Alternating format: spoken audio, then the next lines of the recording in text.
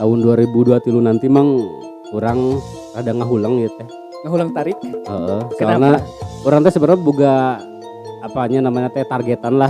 Kurang berharap 2022 teh orang teh sorangan deui. Alah, 2023 meureun 2022 tadi nama. Oh, targetnya 2022. Sedangkan ayeuna kan 2023 tinggal beberapa hari deui mang. Iya, benar. Jadi orang kumaha lamun kieu, kumaha lamun engke gitu. Orang bingung euy aslina. Hayu ngobrol di acara podcast Mamang. Kalau bingung hayu ngobrol di sini, Mang. Makanya orang arek ngobrol, Mang. Orang teh jujur ya tadi kadang sebagai orangnya sebagai manusia gitu. Sebagai manusia. Iya, emang manusia. Ya kadang-kadang sih lamun orang dengan status orang nu ayeuna dibilang cek batur mah nya cenah seneng masih kene lajang bebas gitu ya. Iya, aya bebasna, aya senengna, tapi di sisi lain ge nya orang kadang-kadang butuh oge pendamping gitu, Mang. Asik kan aya ucing. Cukup. Oh, itu cukup. Tidak bisa melayani yang itu gitu. Jadi orang berharapnya orang jadi bingung.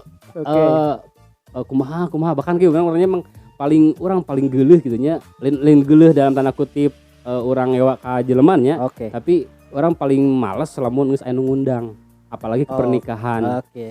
Bayangkan mangnya apalagi lamun bayangkan apalagi lamun punya hajatnya itu adalah tetangga orang sorangan gitu. Atau basically wilayah itu adalah wilayah anu apal ka urang gitu.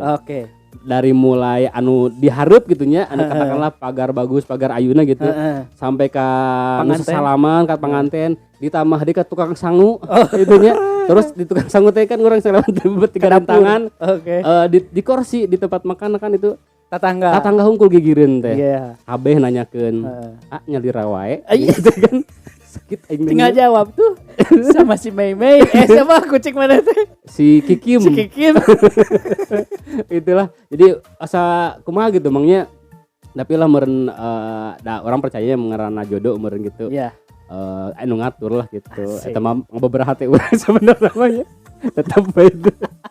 Aduh. Tinggal begini aja dengan kondisi seperti itu maneh merasa cemas enggak?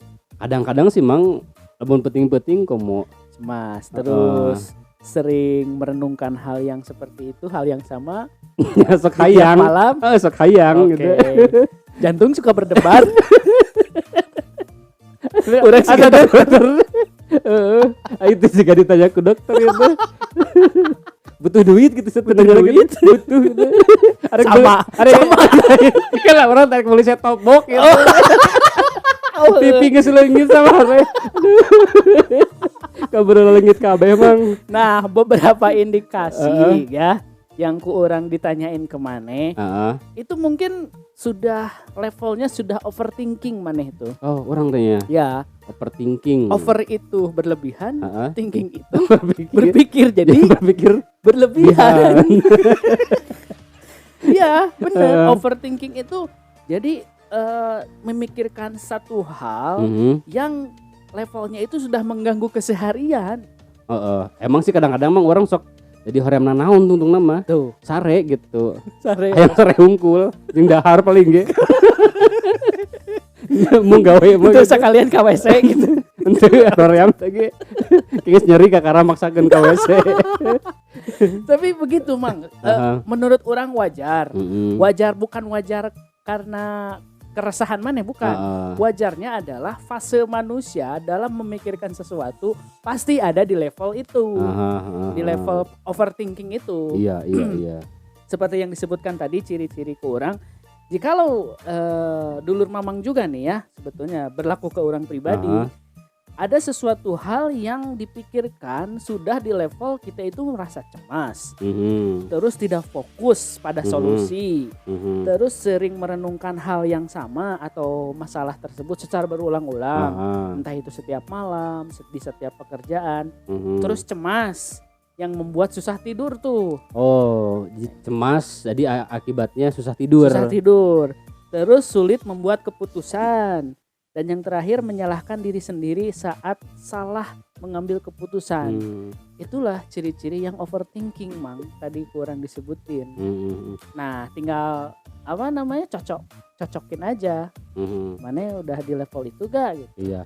Kadang-kadang sih orang oge sering buat seringnya dulu pernah gitu ngerasa Mang ketika orang salah dalam memilih keputusan, orang jujurnya kadang ngerasa down gitu. Jadi ngerasa bersalah anu bener-bener kumaha gitu. Bahkan seperti seolah-olah ngejudge diri orang sendiri bahwa tuh gara-gara maneh salah pilih jadi kieu. Apalagi kalau misalnya melibatkan orang lain gampangnya. Ceritana dulu misalnya teh orang pernah ikut ke acara apa ya? Festival? Bukan, itu teh anu tot gini. Cari jodoh, ajang cari jodoh. Lain. Oh, cerdas cermat. Itu kan aya jawaban penentu gitunya antara ketiga dan keempat gitu. Nah waktu itu orang teh salah ngejawab lah gitu. Orang mencet ya tapi salah ngejawab dan akhirnya tim orang atau ragu orang jadi juara 4. Nah, didinya orang merasa bersalah. Aslina ngerasa bersalah hampir mungkin 2 minggu mang orang enak kepikiran ngerasa bersalah gitu. Tapi masih bisa makan. Saeutik da udeungeuna. Mama eta kan susah kene deh lama gitu ya. Can kabeuli. Nama kan saya nog, aya mie gitu nya. Kalau masuk gitu. tapi ternyata tadi bener mangnya jadi berpikir tadi merasa bersalah itu overthinking orang temernya gitu. Sudah di level itu. Karena orang juga sebetulnya punya masalah yang menurut orang ini udah berada di level overthinking di mana orang sempat berpikir begini, itu nanti pendidikan anak gimana ya orang dengan keadaan sekarang gitu, apakah bakal cukup, apakah orang bisa memberikan yang terbaik dari segi pola asuhnya, dari segi finansialnya, terus dari segi gizinya, asupan makanannya. Orang kadang ya sempat memikirkan hal-hal seperti itu. Erik nanya heula, mana sempat berpikir tuh anak mana Erik dibawa ke pasar. Pikir tuh ulah karunya manggul ya roti. Beas. Tapi ulah sih salamnya namanya karena nunggu-nunggu gitu 7 jahitan eta teh dibawa ke pasar teh. Tapi gede-gede. Iya. Memikirkan hal-hal yang seberat itu, akhirnya orang berpikir, oh mungkin ini ya asam manisnya jadi kepala keluarga, jadi memikirkan hal-hal yang bersifat lebih mementingkan keperluan anak dibanding keperluan pribadi. Itu lebih ke sananya, Mang. Sehingga orang pernah melihat dulu ketika SMA, bapak orang sering merenung di luar sambil duduk ngopi gitu ya. Dan menurut orang, naon sih si bapak di luar wae gitu kan, duduk. Dan ternyata teralami ke orang. Ternyata duduk di luar itu adalah merenung ya bagi orang nih di luar. Entah itu sambil ngopi atau hanya ngerokok gitu. Atau hanya sambil melihat ngangin lah gitu ya. Ternyata itu adalah sebuah momen untuk mentreatment diri kita dalam keadaan overthinking itu, Mang. Bagi orang ya. Iya. Melepaskan melepaskan kepenatan, melepaskan seharian setelah beraktivitas di sana, terus di rumah, di tempat kerja dan di lain-lain. Salah satunya adalah memberikan jeda kepada tubuh untuk merilekskan. Gitu mah. Sehingga terjawab, mungkin begini ya.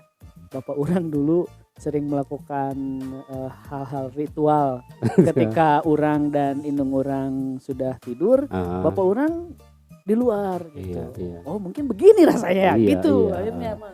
Orang sebenarnya logis oke sih Mangnya, memang tadi ketika orang tua dia merenung gitunya sendiri di luar, bukan istilahnya apa ya, seperti seolah-olah masih gawe gitunya. Itu bisa juga merupakan salah satu bagaimana dia mengekspresikan keadaan jiwanya, keadaan badannya, ingin berdamailah dengan berdamai dengan diri, dengan alam, walaupun sebenarnya mungkin dia punya banyak konflik dalam diri dan hidupnya begitu. Benar, itu Mang yang orang rasakan, Mang. Seperti itu, memberikan jeda lah ke tubuh, dan sambil berpikir sih sebenarnya orang juga sambil berpikir gini, gimana ya nyari yang mau ngider dan udang jaga lilin. Bisa. Bahkan orang pribadi mang dulu ketika orang istilah apa ya punya sedikit beban gitunya. Anu memang ku orang kudu dihadapi dan harus diselesaikan. Orangnya kadang-kadang sok ngambil katakanlah mencoba me time gitunya. Ya, tapi bener, bukan ulin ya, tapi seperti misalnya orang pergi ke teras atau ke pipir gitu ya, atau ke belakang rumah sambil ngopi ngerokok gitu. Mungkin cek batur mah seperti seolah naonnya, tapi di sana orang teh justru berusaha untuk bagaimana menenangkan diri orang, bisa berpikir jernih, cari inspirasi kumaha carana orang bisa keluar tina masalah ieu gitu. Bener. Gitu kan ya, ternyata itu dalam gitulah maknanya ya. Nah, jadi sekarang mah ketika misalnya mungkin ada dulu mamang yang masih punya orang tua ya, ketika melihat ibu atau bapaknya atau mungkin dulu mamang sendiri yang dia notabene sebagai kepala keluarga, ketika misalnya ada yang melihat seseorang sedang berendung di pinggir gitunya, ya meren bere namun misalkan ngopi gitunya minimalnya kasih air gitu. Namun ada yang ngopi gitunya terus kopi hungkul kasih uduk gitu atau kasih cemilannya gitulah. Karena mungkin itu salah satu trik atau salah satu solusi untuk meringankan sedikit beban atas pikiran yang sedang overthinking. Karena menurut psikologi ya, salah satu solusi yang harus dilakukan atau yang harus diberikan kepada orang yang mengalami overthinking adalah menjadi teman bercerita. Kalau misalkan punya teman atau punya suami atau punya istri gitu ya, menjadi teman cerita dan sekaligus menjadi pendengar yang baik. Karena terasa bagi orang gitu, kalau misalkan kita lagi ada di fase overthinking, kita sebetulnya hanya butuh telinga aja yang mendengarkan. lain kekernawan. Bukan. Apalagi dikomentari gak perlu, cukup didengerin aja. Karena bagi mereka hanya ingin bercerita, menceritakan kekhawatiran kepada orang lain kepada orang terdekat dan terpercaya tentu yang bisa menjaga rahasia. Jangan sampai salah orang emangnya, walaupun tadi katakanlah ketika kita mengalami keresahan tentang sesuatu, kita kan lebih enaknya bercerita lah gitu atau sharing. Tapi harus pula pilih orang juga kan gitu, atau misalnya orang yang mau kita jadikan sebagai objek untuk bercerita. Jangan sampai tadi nanti salah kan, salah orang. Bukannya orang apa salahnya dapat solusi malah dapat masalah baru. Nanti kan bisanya diceritakan ke batur. Lah beja-bejanya gitu. Terus gitu tema-tema udah beja-beja cenanya. Aneh ya orang teh begitu. Apa salemur. Dan jika dirasa setelah bercerita kepada orang terdekat dan terpercaya menurut dulur mamang, menurut kita juga konsultasi perlu nih ke psikologis yang sudah psikologi ya, ke psikologi yang sudah tersertifikasi halal lain tersertifikasi yang sudah memiliki lisensi. Menurut orang gitu.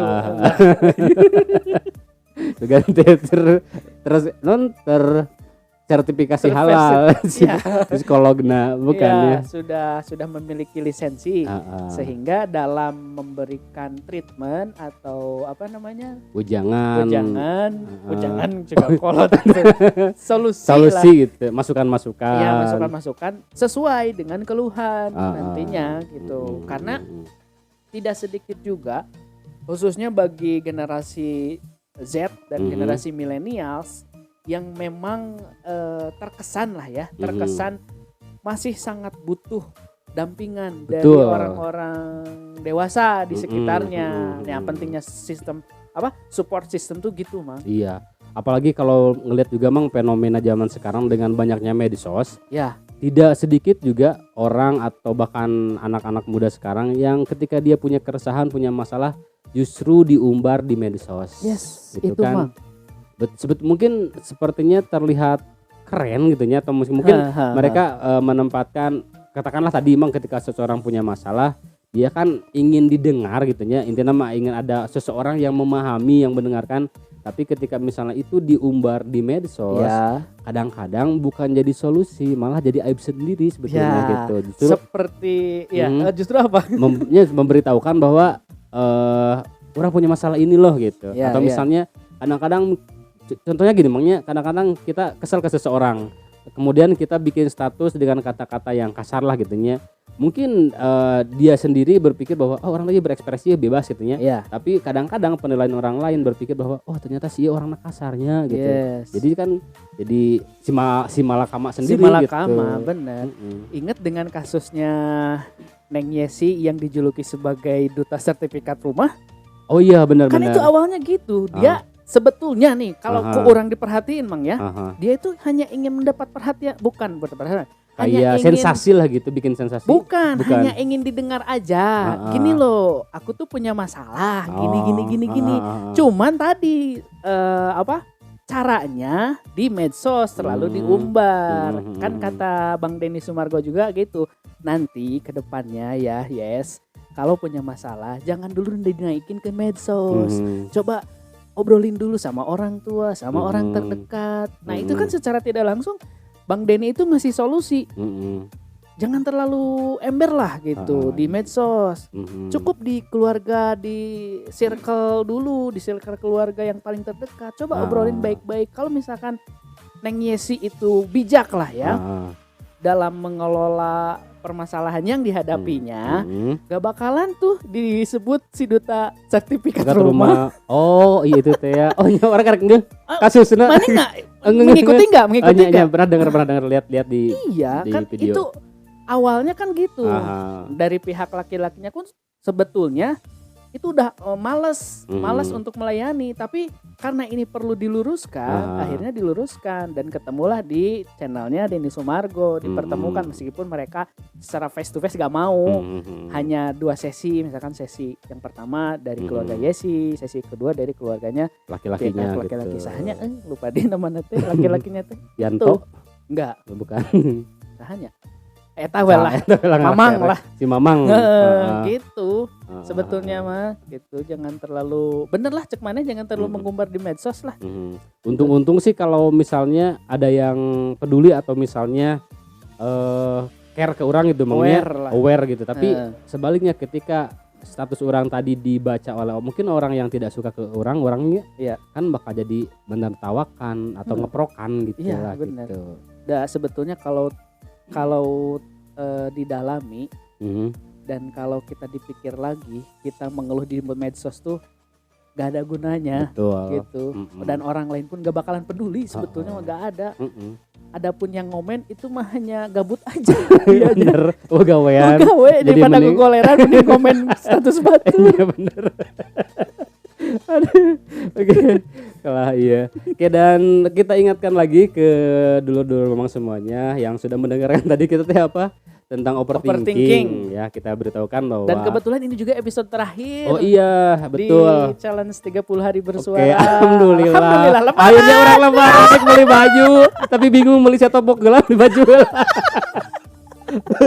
Tapi ini namanya tadi kita berterima kasih dulunya ke dulur-dulur memang semuanya yang sudah sangat setia selama 30 hari ini mendengarkan ocehan-ocehan kita gitu ya. Canda-canda kita. Berarti rekomitan selamanya. Bukan ya. Ini mah selama event gitu ya. Selama event 30 hari bersuara. Betul dah. Tadi emang orang mau mungkin sesemangat ini gitu ya ketika misalnya tidak ada support atau dukungan dari dulur memang semuanya. Ya, bener, yang membuat kita semakin bersemangat setiap harinya membuat konten-konten ini ya dulur-dulur mamang gitu. Makanya terima kasih banyak untuk dukungan dulur memang semuanya selama 30 hari ini. Dan kita ingatkan lagi untuk yang terakhir kalinya membacakan ini tidak sediain. Oke, bahwa tadi episode ini adalah bagian dari tantangan 30 hari bersuara 2022 yang diselenggarakan komunitas The Podcaster Indonesia. 30 bersuara, ngabam-blam saperana.